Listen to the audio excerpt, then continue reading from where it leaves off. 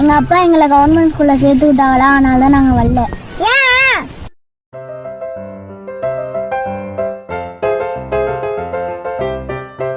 அப்பா சொல்லு. என்ன? நான் கூப்பிட்டுக்கிட்டே இருக்கேன், நீங்க எழுதிக்கிட்டே இருக்கிறியா?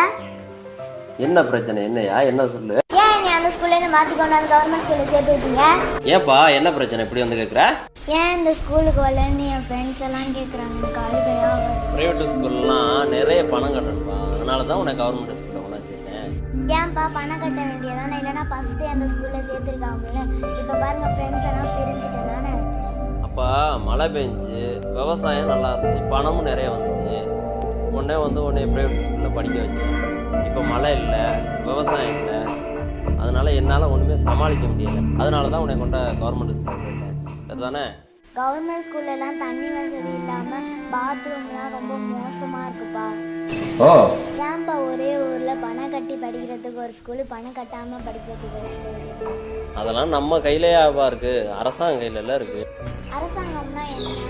அதாவதுப்பா, நம்ம ஓட்டு போட்டு எம்எல்ஏ, அமைச்சர், முதலமைச்சர் தேர்ந்தெடுக்கிறோம்ல, இவங்கெல்லாம் சேர்ந்து நடத்துறதுதான் அரசாங்கம். இவங்க நல்லவங்களா இருந்தா நல்ல திட்டம் வரும். புரியலப்பா. அப்படி வந்தா பிரைவேட் ஸ்கூலு கவர்மெண்ட் ஸ்கூலு அப்படிங்கிற வேறுபாடு இருக்காது, எல்லாருக்குமே சமமான கல்வி கிடைக்கும். நானும் சின்ன பிள்ளையிலேருந்து பார்க்குறேன், நிறைய தலைவர் வர்றாங்க போகிறாங்க, ஆனால் அந்த கல்வி முறையில் எந்த மாற்றமும் வரல. எனக்கு தெரிஞ்சவரை கல்வி பெரிய வியாபாரமாக தான் ஆகிருக்கு. இது மாறுமா, மாற்றம் வருமா, நல்ல கல்வி எல்லாரும் கிடைக்குமான்னு எனக்கே சந்தேகமாக தான்ப்பா இருக்கு. இல்லைப்பா, அதுக்கெல்லாம் 18 வயசு வந்தால் தான் ஓட்டு போட முடியும். நீங்கள் தானே ஓட்டு போடுறீங்க, அப்போ நல்ல தலைவர்களை தேர்ந்தெடுக்கலாம் தானே. புரியுது புரியுது.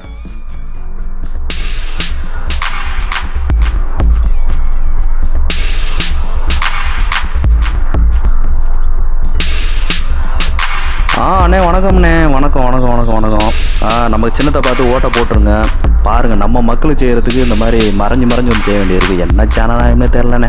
சரி அதை விடுங்க, ஜெயிச்சு வந்ததுக்கப்புறம் எல்லாத்தையும் மாற்றிவிடுவோம். சரிங்களா? தலைவர் ரொம்ப விசாரிச்சு சொல்ல சொன்னார். நம்ம சின்னத்தை பார்த்து ஓட்டு போட்டுருங்க, வீட்டு எல்லாத்தையும் போட சொல்லுங்கள். சரிங்களா? இன்னும் சிறப்பாக செய்வோம்ண்ணே. எங்கள் ஓட்டு உங்களுக்கு தானே. ஆமாம், நீங்கள் காசு வாங்கிட்டு தானே ஓட்டு போட்டீங்க, அப்புறம் எப்படி நல்ல தலைவர்லாம் வருவாங்க? அப்பா நீங்கள் முதல்ல காசு வாங்கிட்டு ஓட்டு போகிறத நிறுத்துங்க, அப்புறமாட்டி நல்ல தலைவர்லாம் தானாக வருவாங்க. அப்போ பாருங்க மாற்றம் தானாக வரும்.